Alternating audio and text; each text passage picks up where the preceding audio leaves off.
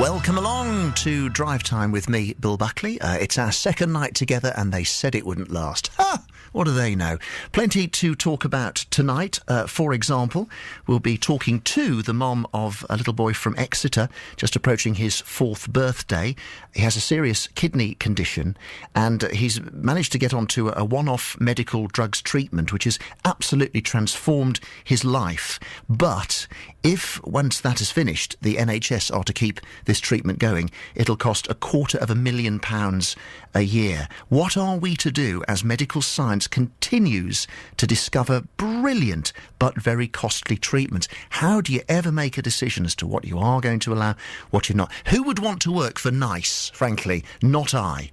Now, it costs £250,000 a year, but why shouldn't a Devon mum get the drug that allows her son to lead a normal life? At the moment, Rachel Bennett's 3-year-old Felix takes a special drug, which is part of a one-off medical treatment. But health ministers won't approve central funding until watchdogs rule on whether it's affordable, which means it's not readily available for other people. So, where does that leave Rachel and Felix? I spoke to them, or her anyway, a little earlier. Instead of going 3 or 2 times a week to Bristol for a whole day, he now goes once every fortnight to Exeter Bramble Unit. So, a 20-minute trip to get there. Mm-hmm. The treatment only takes an hour or more. He stays on the ward for another hour, and by just after lunch, he can be back at nursery. Wow. So he's the change in him. He's been able, whereas he couldn't before, take part in, toddler groups, baby groups, nursery. He's come on in leaps and bounds since he's been going to foundation stage unit at his school, and his development, which obviously had got quite a way behind in certain areas. He's just learned to run. He's nearly 4, and it's a massive achievement for him. Oh, wow. Because he's now getting the time to do the developing that he wouldn't have been able to do. And you can play with him more easily. There's no tube attached. You can presumably bathe him, dress him far more easily, all those sorts of things. He couldn't do water play, he couldn't bath, he couldn't go swimming, he couldn't go in the shower because he doesn't have the line. He can now do those things, and there's not so much worry when he gets on climbing equipment or playing with other children as to whether his line's going to get pulled out. So in every way it's a wonderful thing for him, but the cost is £250,000 a year. I believe it's something like that. I don't know the exact, but it is very, very... I think until recently it was the world's most expensive drug, but I would say that to counter that there are so few people with the disease, the disorder, that even if all of them needed it, it's still going to cost a lot less, I would assume, than, the treatment that costs less, but for thousands of people. And it just doesn't seem right that you can put sort of a price on, somebody's life. At the moment, if I've got this right, that the drug company is paying, aren't they, because it's part of a trial? But paying the people that are on the trial, but people such as Felix, who has been granted an individual... they've allowed it on a case-by-case basis. We then recently found out that we weren't aware of when he went on it, that it's only granted for a year, so technically it could be withdrawn, which would be catastrophic for him. Yeah. So how are you going...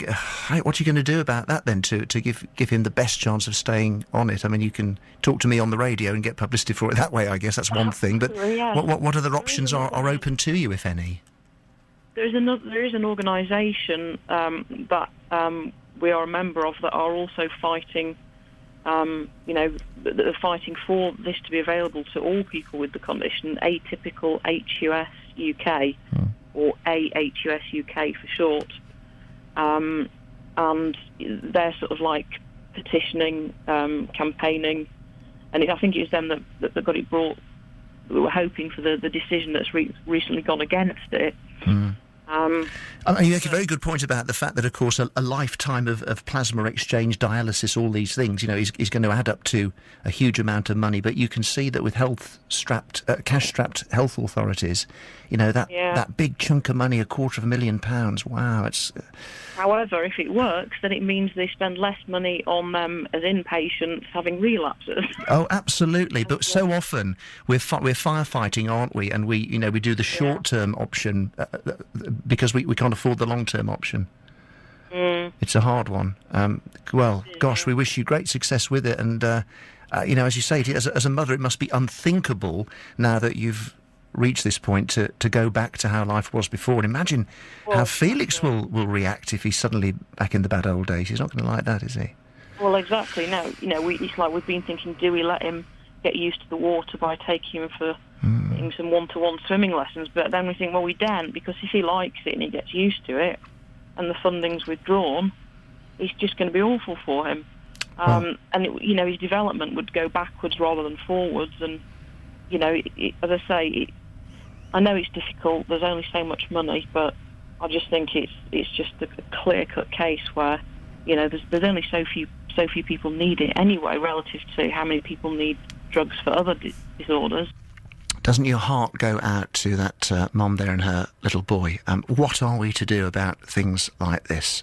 Medical science continues to make these wonderful breakthroughs, discover these brilliant treatments, but a lot of them cost a lot of money. £250,000 a year is unusually expensive, but there are plenty of others out there as well. How can you ration wonderful things to little boys that deserve a life like I had when I was a little boy and you did when you were a little boy or girl? What a terrible dilemma. Any thoughts on this? What are we to do? 0845 301 1034.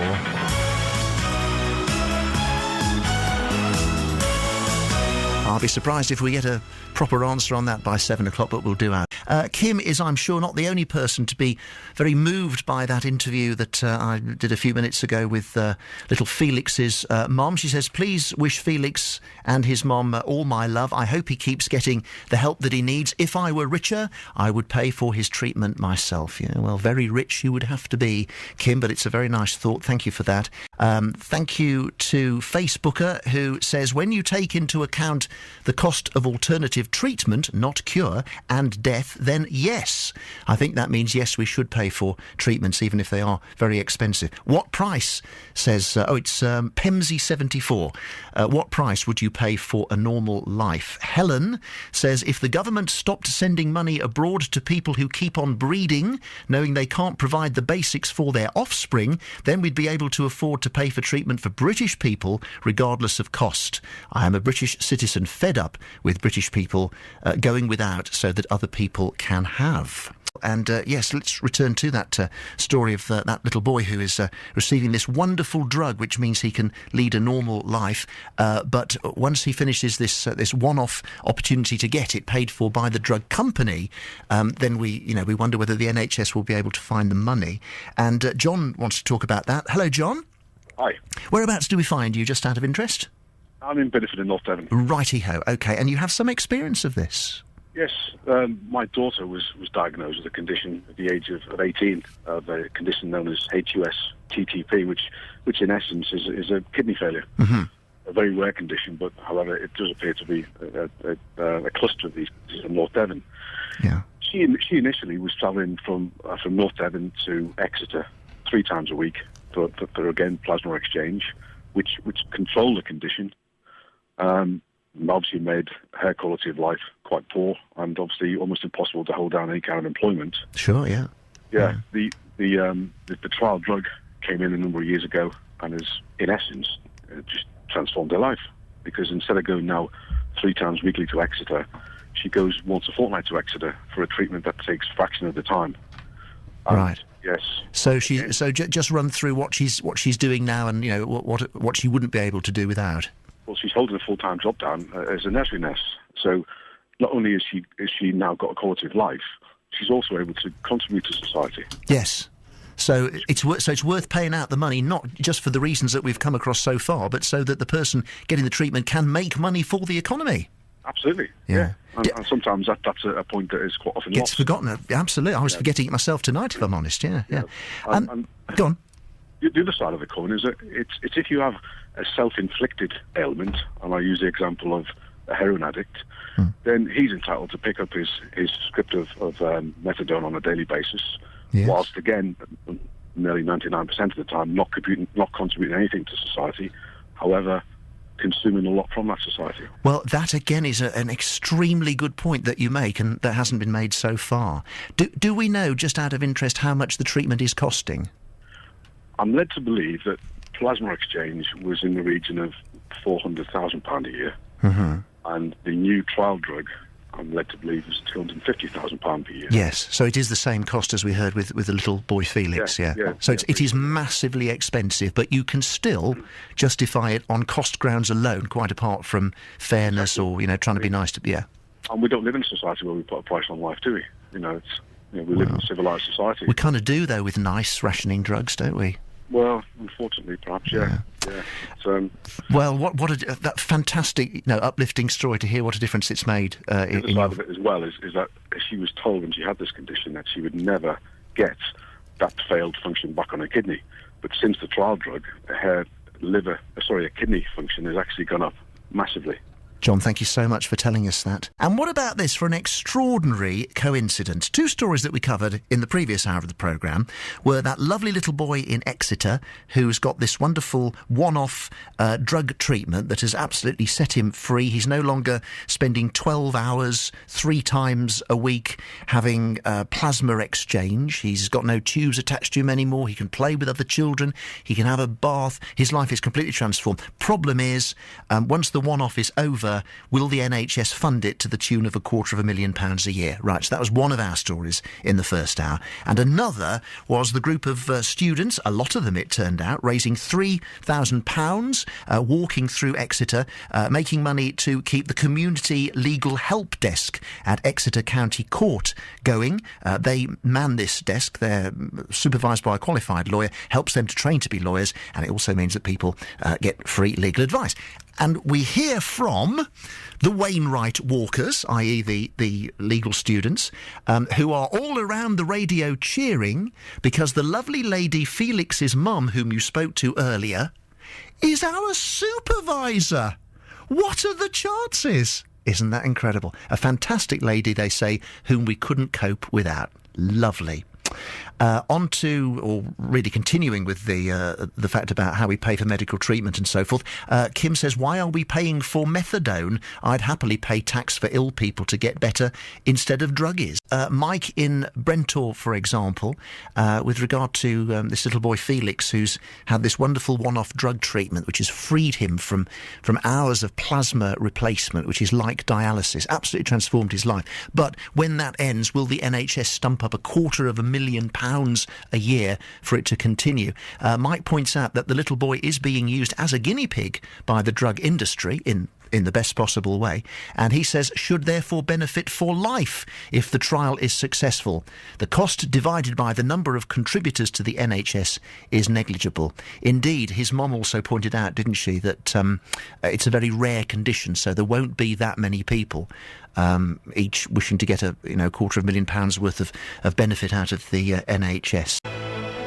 Thank you so much for your contributions tonight. It really does make such a difference to get your texts and your emails and some of the stuff you tell us when you come on the phone. Well.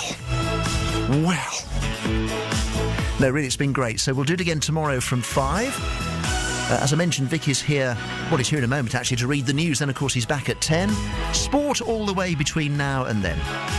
So go nowhere, stay with BBC Radio Devon, your station since 1983 on FM, AM, online and digital.